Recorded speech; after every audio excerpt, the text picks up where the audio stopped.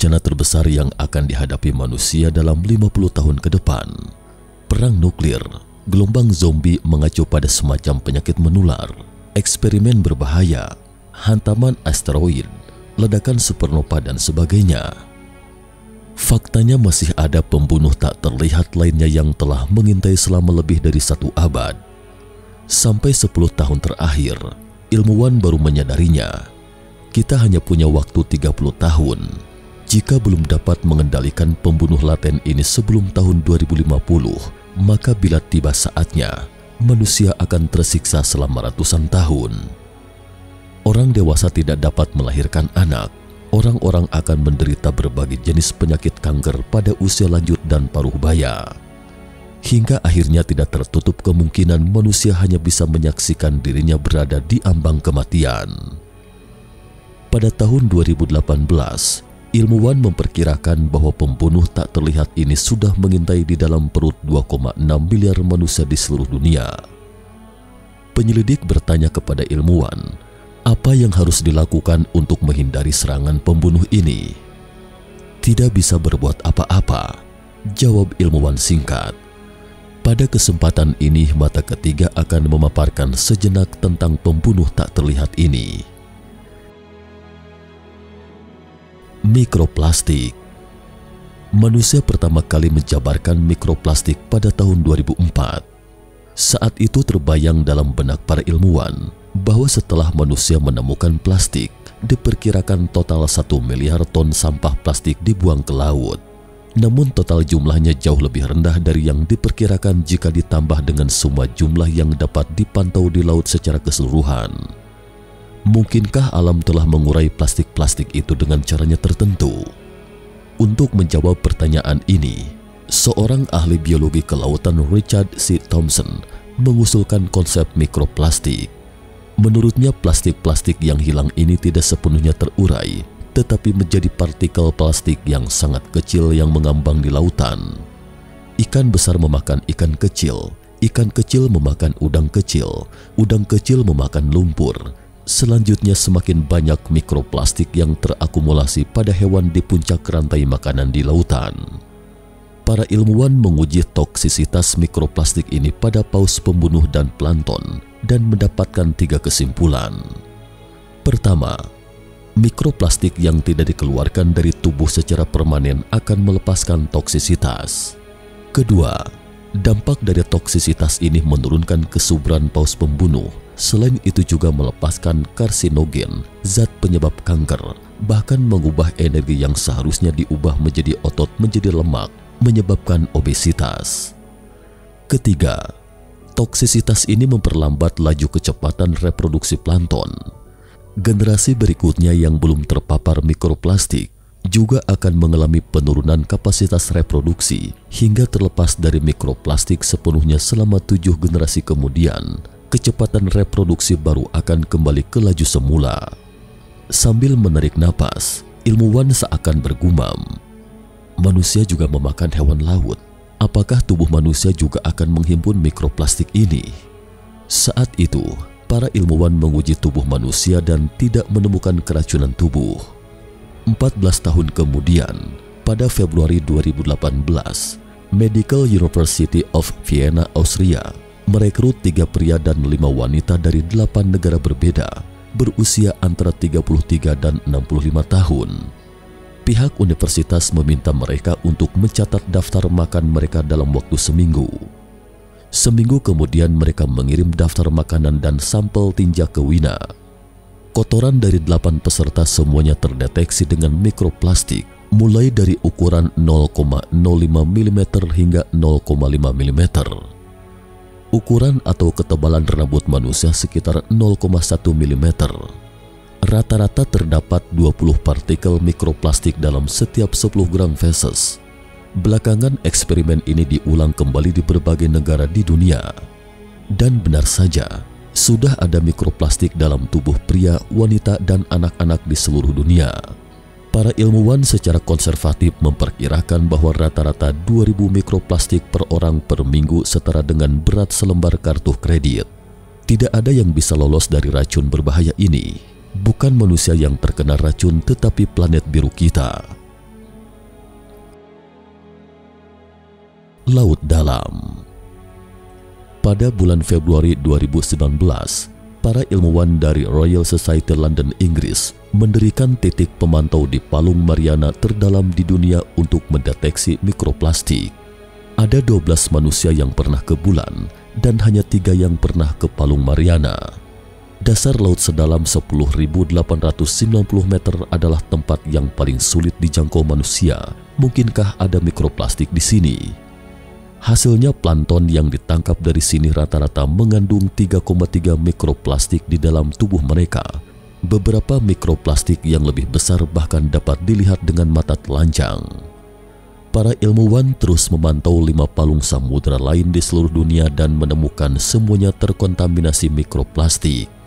Di akhir makalah, ilmuwan mengatakan bahwa sangat mungkin seluruh ekosistem laut di planet ini telah tercemar oleh mikroplastik.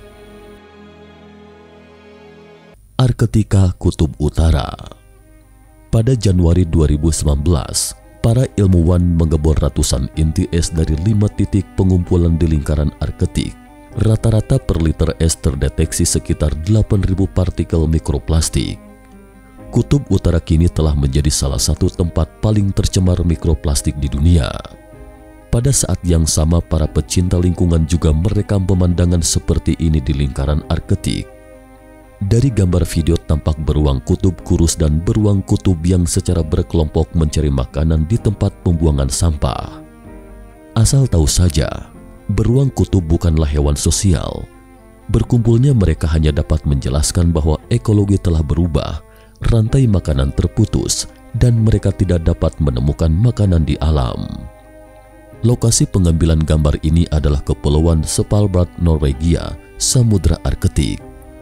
Di sini tersimpan 990.000 benih tanaman global yang dikenal sebagai Bank Benih Kiamat Bahtera Nuh yang dibangun pada tahun 2008. Saat itu orang-orang merasa bahwa kepulauan di Arktik ini jelas merupakan tanah murni yang tidak akan pernah tercemar. Namun wilayah itu kini menjadi daerah yang paling parah terkena polusi mikroplastik hanya dalam tempo 11 tahun. Kutub Selatan. Pada Oktober 2019, para ilmuwan mengumpulkan 80 kotoran penguin di 2 pulau kecil di Kutub Selatan. Penguin adalah spesies teratas dalam rantai makanan di Antartika. Jika dalam tubuh mereka terdapat mikroplastik, maka Antartika juga kemungkinan telah terkontaminasi. Hasil penelitian menunjukkan terdapat 1 hingga 3 mikroplastik dalam rata-rata 10 gram feses penguin. Sementara di air laut sekitar Antartika, rata-rata terdapat 22.000 partikel mikroplastik per ton atau lebih dari 5 kali, lebih serius daripada situasi yang diperkirakan para ilmuwan sebelumnya. Dari hasil analisis sumber mikroplastik ini, ternyata banyak yang berasal dari bahan kimia sehari-hari yang dipakai manusia, yakni microbeads, atau butiran-butiran halus yang terbuat dari partikel plastik dan biasa ditemukan dalam produk perawatan kulit seperti sabun mandi, pembersih muka, dan pasta gigi. Mikroplastik ini lolos dari sistem pengolahan limbah, masuk ke sungai, ke laut, dan ke Antartika mengikuti arus laut. Jika dunia di dalam perut bumi kita ini eksis, bisa jadi peradaban maju di dalam perut bumi ini pernah merasakan pembersih wajah kita. Dari mana sumber mikroplastik yang sangat banyak ini di laut dalam Kutub Selatan dan Utara? Truss Isles, Kepulauan Sampah.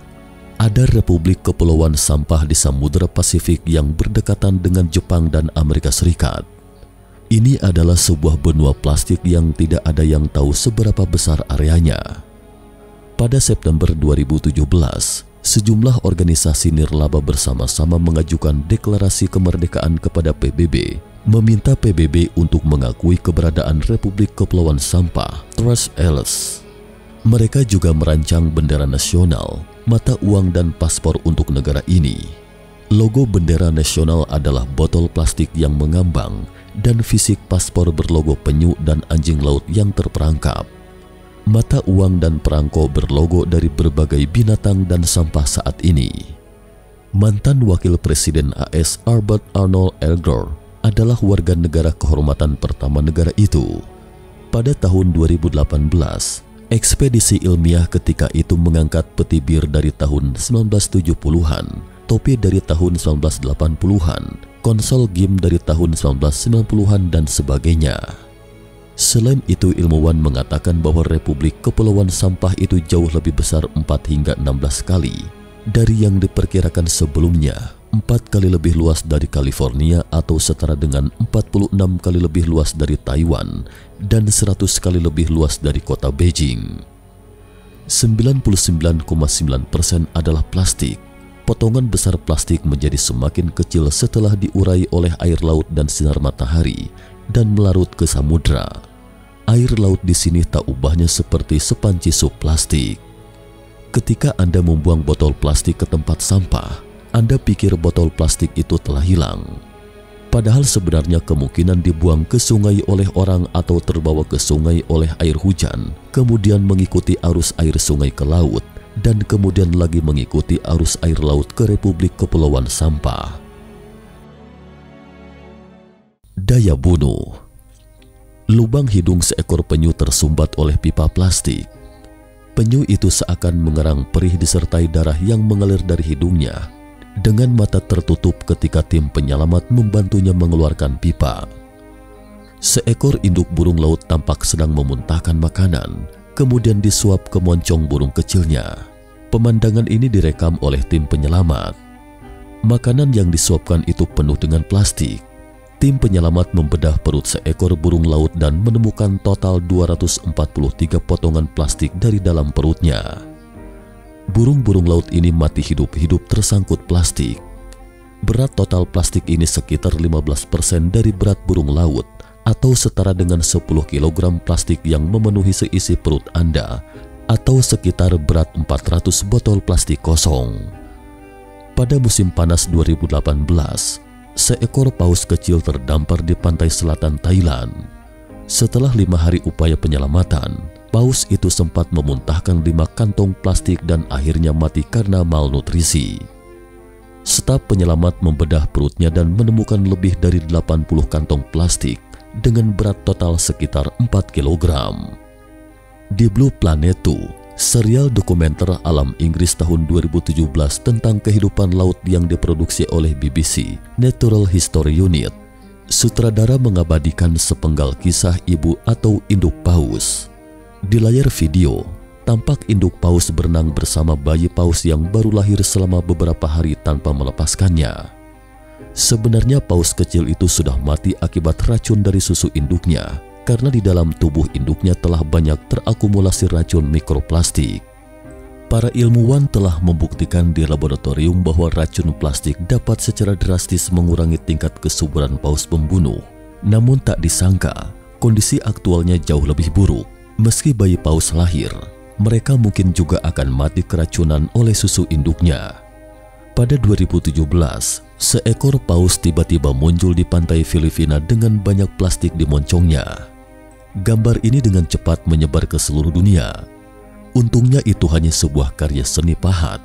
Bahan patung semuanya berupa sampah plastik yang diangkut dari laut, sampah plastik dari anjing laut yang terperangkap dalam jaring, singa laut yang tersangkut plastik di tenggorokan, paus yang terjerat pelampung, penyu yang tersangkut sampah plastik di tenggorokan, burung laut yang sekarat tercekik kantong plastik, dan masih banyak lagi hewan laut malang lainnya. Pada tahun 2018, seorang fotografer berkunjung ke sebuah pulau kecil di Samudra Pasifik. 4 tahun lalu ia pernah mengunjungi pulau kecil yang merupakan surga bagi kawanan albatros, burung laut besar. Namun sang fotografer terperangkap kaget melihat ribuan albatros tergeletak di pantai. Bangkai mereka dipenuhi potongan plastik. Sementara burung laut tua masih terbang dengan bebas, tetapi bayinya sekarat. Mengapa manusia tidak membersihkan sampah-sampah plastik ini? Karena sekilas terlihat tidak tampak begitu serius. Titik-titik plastik bertebaran di lautan biru. Sebenarnya inilah poin yang mengerikan darinya. Sampah plastik, area penyebarannya terlalu luas, sementara pecahan plastiknya terlalu kecil. Mungkin akan lebih mudah diatasi jika sampah-sampah itu terkumpul menjadi satu benua. Tapi sekarang, kecuali kita menyaring seluruh Samudra Pasifik, Jika tidak, kita juga tidak bisa berbuat apa-apa. Kita hanya bisa menyaksikan sampah-sampah plastik itu menjadi semakin kecil dan kecil masuk ke dalam tubuh kawanan hewan, masuk ke siklus ekologi, hingga akhirnya masuk ke dalam tubuh kita, manusia. Para ilmuwan juga menemukan bahwa beberapa bakteri mulai menggunakan plastik-plastik ini sebagai perahu, batu loncatan berlayar melintasi lautan. Lautan telah menghalangi mereka selama ratusan juta tahun. Tapi sekarang jika sampah-sampah plastik ini menyatu, kemudian secara tiba-tiba bermutasi dan menghasilkan semacam cacar, sama seperti yang dibawa orang barat ke benua Amerika. Cacar telah diisolasi dari benua Amerika selama ribuan tahun, dan kemunculannya yang tiba-tiba di benua Amerika telah menyebabkan puluhan juta orang benua Amerika meninggal karena cacar. Yang paling menakutkan adalah para ilmuwan memperkirakan setidaknya ada 6 benua plastik semacam itu di dunia. 3 di Samudra Pasifik, 2 di Samudra Atlantik, dan 1 di Samudra Hindia. Dalam 2 tahun terakhir pasca badai yang pernah menghantam Pulau Bali akan membawa sampah dari benua plastik itu ke Samudra Hindia, dan surga wisata Pulau Bali pun seketika berubah menjadi tempat pembuangan sampah. Ternyata plastik yang dibuang oleh manusia itu akan kembali lagi kepada manusia. Kembali ke dalam tubuh manusia. Pada tahun 2017, ilmuwan memeriksa sampel air keran dari 14 negara di seluruh dunia dan menemukan bahwa lebih dari 83% mengandung mikroplastik. Pada tahun 2018 kemudian, lebih dari 90% dari 39 merek garam dapur di 21 negara di dunia mengandung mikroplastik dengan rata-rata 600 butir per kilogram. Di tahun yang sama, lebih dari 93% dari 11 jenis air minum kemasan di 9 negara di dunia mengandung mikroplastik. Alam sedang mendaur ulang limbah mikroplastik ini lewat tubuh manusia. Ini adalah bencana terbesar yang akan dihadapi umat manusia dalam 50 tahun ke depan. Semakin banyak sampah plastik di muka bumi dan semakin banyak juga mikroplastik di dalam tubuh kita, hingga akhirnya perlahan-lahan tewas keracunan. Bencana yang kita pikir itu adalah virus, krisis pangan, krisis minyak, lubang di lapisan ozon, banjir, dan bencana lainnya. Tetapi ketika mikroplastik pembunuh tak terlihat muncul, kita sepertinya baru mengerti ternyata semua itu dikembalikan lagi ke manusianya sendiri. Manusia mengubah minyak menjadi plastik, dan laut mengubah plastik menjadi mikroplastik, kemudian dikembalikan lagi kepada manusia. Raja Midas, salah seorang raja dalam mitologi Yunani. Pada tahun 2018, seorang ilmuwan menceritakan kisah tentang Raja Midas. Dia menuturkan bahwa para dewa Yunani setuju dengan permintaan Raja Midas untuk memberinya kemampuan mengubah batu menjadi emas. Keesokan harinya, Raja Midas melihat tempat tidur, lantai, perabotan, dan istananya semuanya berubah menjadi emas. Ketika pelayan membawakan makanan, makanan itu pun seketika berubah menjadi emas saat disentuhnya. Raja Midas sangat gembira, dan saking gembiranya dia berlari memeluk putrinya. Tapi akibatnya, putrinya seketika berubah menjadi patung emas ketika disentuhnya. Pada saat itu, Raja Midas baru menyadari, meski dia telah menjadi orang terkaya tetapi juga ditakdirkan mati kelaparan karena emas. Metode yang ditemukan manusia untuk membuat plastik dari minyak seperti mendapatkan tangan ajaib Raja Midas. Planet biru berangsur-angsur berubah menjadi planet plastik. Tetapi bumi purba yang berusia sekitar 4,5 miliar tahun tampak tenang-tenang saja. Baginya planet biru menjadi planet plastik seperti memakai baju latek. Hari ini dipakai, besok bisa dilepas. Tetapi manusia yang baru berusia beberapa ratus ribu tahun menghuni planet ini pasti akan mati lemas oleh busana karet ini. Bahkan kemungkinan karena Gaia, Dewi Bumi dalam mitologi Yunani, suka dengan busana karet, inilah manusia diciptakan, menyuruh manusia memakai busana karet, dan setelah memakainya, manusia bisa mundur dari panggung sejarah. Tahun 1907, dinasti kerajaan keempat. Kita kembali sejenak ke tahun 1907 silam. Fourth Kingdom Unlimited Juices atau penggunaan tak terbatas dinasti kerajaan keempat. Slogan iklan ini muncul di berbagai surat kabar utama kala itu. Orang yang menulis slogan ini bernama Leo Baekeland. Dia mengumumkan bahwa plastik yang dia temukan telah mematahkan 3 klasifikasi awal di bumi, yakni hewan, tumbuhan, dan mineral, menciptakan berbagai bahan yang tak ada habisnya untuk digunakan pada dinasti kerajaan keempat. Tak lama kemudian dia muncul di majalah bergengsi Time. Dalam dekade berikutnya, plastik terus berinovasi, digunakan untuk membuat telepon, radio, teko kopi, dan perhiasan, bahkan menjadi bahan kunci untuk bom atom pertama. Pada tahun 1959, insinyur asal Swedia bernama Sten Gustaf Thulin menciptakan kantong plastik sebagai alternatif dari kantong kertas. Thulin mengklaim bahwa penemuan ini akan menyelamatkan bumi. Orang-orang tidak perlu lagi menebang pohon untuk membuat kantong kertas. Energi yang digunakan untuk membuat satu kantong kertas dapat menghasilkan 1000 kantong plastik. Pada 2019, putra Thulin mengatakan kepada BBC, "Bagi ayah saya, membuang kantong plastik sehabis digunakan adalah hal yang aneh. Dia selalu membawa kantong plastik yang dilipat dalam sakunya." Menciptakan plastik, membuang plastik, planet biru menjadi planet plastik, kemudian manusia disingkirkan oleh planet plastik. Nah pemirsa, cukup sekian dulu topik kita hari ini. Jika suka dengan video mata ketiga, jangan lupa like, subscribe, dan share. Terima kasih atas perhatiannya dan sampai jumpa di episode berikutnya.